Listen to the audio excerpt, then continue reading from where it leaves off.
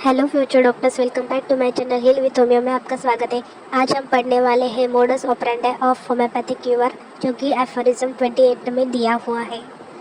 In aphorism 28 of Organon of Medicine, Dr. Hahnemann advised not to attach much importance to explain scientifically of how homeopathic cure takes place, but as our scientific mind will not be satisfied without some intellectual interpretation of the fact, Hahnemann's offer most probable explanation of mechanism of cure by homeopathic remedy in aphorism 29 of Organon of Medicine. इसका मतलब है कि doctor Hahnemann कहते हैं कि हमें इस बात पर बहुत ज़्यादा जोर नहीं देना चाहिए कि होम्योपैथी एग्जैक्टली किस मैकेनिज्म से क्योर करती है, क्योंकि हमारा जो साइंटिफिक माइंड होता है वो सेटिस्फाइड नहीं होता इससे। मेडिसिन काम करती है, इससे हमारा जो माइंड है वो सेटिस्फाइड नहीं होता। हमें ये भी जानना होता है कि ये कैसे काम करती है। इसलिए हैनेमन ने होम्योपैथिक क्योर का एक मोस्ट प्रोबेबल एक्सप्लेनेशन एफोरिज्म 29 में दिया हुआ है। तो हम देखते हैं what actually occurs when homeopathic medicine is applied in a disease is as follow. अब हम हैनेमन समझाते हैं कि जब होम्योपैथिक मेडिसिन किसी डिसीज में जाती है तो उसके क्या मतलब मेडिसिन देने के बाद क्या क्या होता है। सबसे पहले है when a medicine is administered on the basis of the accurate similarity of symptom, it affects the maximally dearrange the vital force through the medium of the similar stronger disease against to the existing one। हम किस principal पर medicine देते हैं? Similia सिमिलिबस क्यूरेंचर पर, right. तो जब medicine patient के symptom को एक्यूरेट सिमिलैरिटी के बेसिस पर सिलेक्ट किया जाता है तो मेडिसिन की जो एक्शन होती है वो डीअरेंज वाइटल फोर्स पर होती है, और मेडिसिन जो अफेक्ट करती हो वो disease like action existing natural disease के सिमिलर लेकिन स्ट्रॉन्गर होती है उससे। अगर आपको एक एग्जांपल देती हूँ, अगर पेशेंट में कुछ पर्टिकुलर सिम्टम है तो ऐसी मेडिसिन सिलेक्ट की जाती है जो प्रूविंग में सिमिलर सिम्टम प्रोड्यूस करती है। हैनेमन के अनुसार ये similar medicine action existing disease पर काम करती है। Second point, the new similar artificial disease is always stronger than natural disease. Natural disease के से आर्टिफिशियल डिसीज जो होता है वो कैसा होता है? स्ट्रॉन्गर होता है। It produce by the medicinal disease instant for the following reason, जो कि मेडिसिनल डिसीज की वजह से प्रोड्यूस होता है। मतलब जो आर्टिफिशियल डिसीज होता है वो मेडिसिन देने के बाद बनता है। ये स्ट्रॉन्गर होने के कई कारण हैं। सबसे पहले देखते हैं हम first reason, they act on the all illness. मतलब यह आइडिया नहीं होती कि मेडिसिन एक्शन कौन से डिसीज़ पर जो इफेक्ट डालती है, एक्ट करने वाली है, वो सभी डिसीज़ पर एक्ट करती है। They act on the all illness, ऐसा माना गया है। The act under all circumstance, मतलब वो नहीं देखती है कि क्या सिचुएशन है। मतलब इसका मतलब है कि जो मेडिसिनल एक्शन होती है वो अलग अलग सर्कमस्टेंस में अपना इफ़ेक्ट कर सकती है। मतलब जो अलग अलग सिचुएशन होते हैं उसमें वो क्या करती है? इफेक्ट डालती है। They act on the every individual, मतलब ईच एंड एवरी इंडिविजुअल में काम करती है। ऐसे नहीं कि मैं उस व्यक्ति में काम नहीं कर सकती, इस व्यक्ति में काम नहीं कर सकती, ये ईच इंडिविजुअल में काम करती है और उसकी ससेप्टिबिलिटी के अनुसार एक्शन कर पाती है।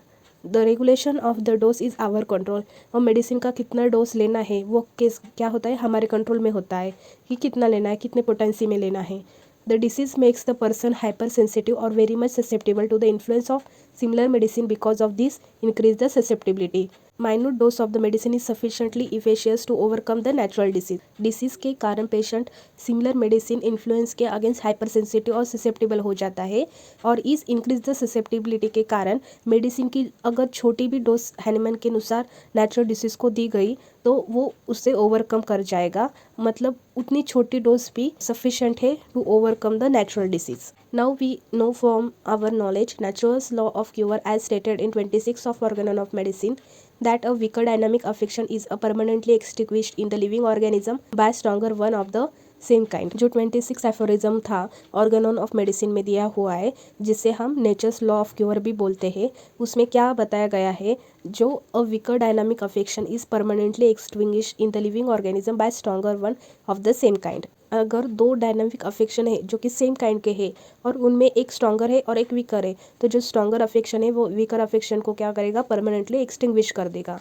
As per above law, the natural disease will be removed permanently by stronger similar medicinal disease which occupy the same place of the former। जो ऊपर लॉ दिया है जो कि नेचर्स लॉ ऑफ क्यूर है, उसके अनुसार stronger similar medicinal disease natural disease को परमानेंटली रिमूव करती है। ये मेडिसिनल डिसीज नेचुरल डिसीज की सेम प्लेस ऑक्यूपाई करती है, मतलब उसमें जो नेचुरल डिसीज होती है वो हटती है और उसकी जगह सिमिलर स्ट्रॉन्गर मेडिसिनल डिसीज आती है। After this, there is only one disease in the system, namely the medicinal disease. So the vital force is now only medicinal disease। मतलब नेचुरल डिसीज हटने के बाद जो मेडिसिनल डिसीज बचती है तो वाइटल फोर्स सिर्फ अब मेडिसिनल डिसीज पे ही एक्ट करेगा। यह बताया गया है कि मेडिसिनल डिसीज के कारण वाइटल फोर्स अब मेडिसिनल इन्फ्लुएंस के अगेंस्ट रिएक्शन करती है। इंक्रीज अमाउंट ऑफ एनर्जी का मतलब है कि वाइटल फोर्स अपनी एक्टिविटी बढ़ाता है। On the other hand the medicinal disease gradually become weaker and weaker due to the following reason.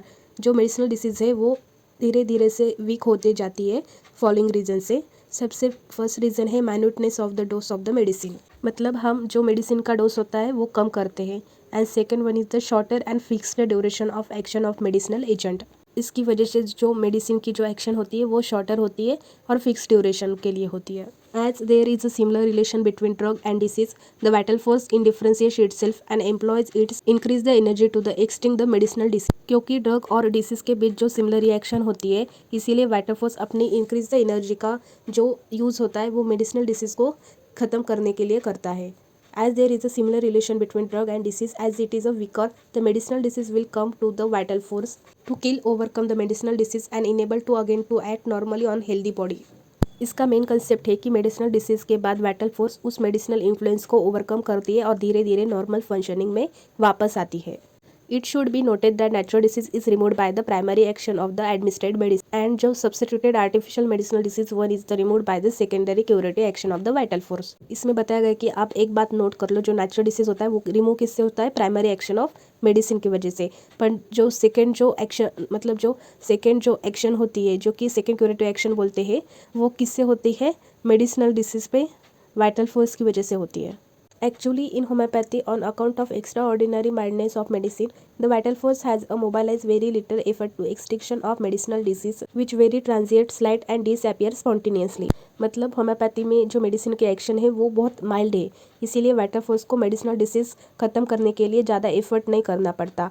क्योंकि मेडिसिनल डिसीज कैसे होती है, ट्रांजिएंट होती है, मतलब थोड़े समय के लिए रहती है। स्लाइट होती है मतलब हल्की होती है। डिसअपियर स्पॉन्टेनियसली मतलब अपने आप कैसे होती है, एंड होते जाती है, खत्म होते जाती है। इसमें यही सब है जो हमने अभी देखा, सिर्फ ये कैसा है, फ्लो के फॉर्म में है। तो सबसे पहले हम देखते हैं first, a medicine is applied to the homoeopathically to the sick person. जो होम्योपैथिक मेडिसिन है हम किस पर अप्लाई करते हैं, सिक पीपल पर। उसके बाद क्या होता है, affect the morbidly degenerative vital force of the individual through the medium of the senescent faculty of the nerve। Medicine patient की डिजेनरेटिव वाइटल फोर्स पर अफेक्ट करती है। और जो stronger similar medicinal disease produce होता है वो किस वजह से होता है, primary action of the medicine की वजह से होता है।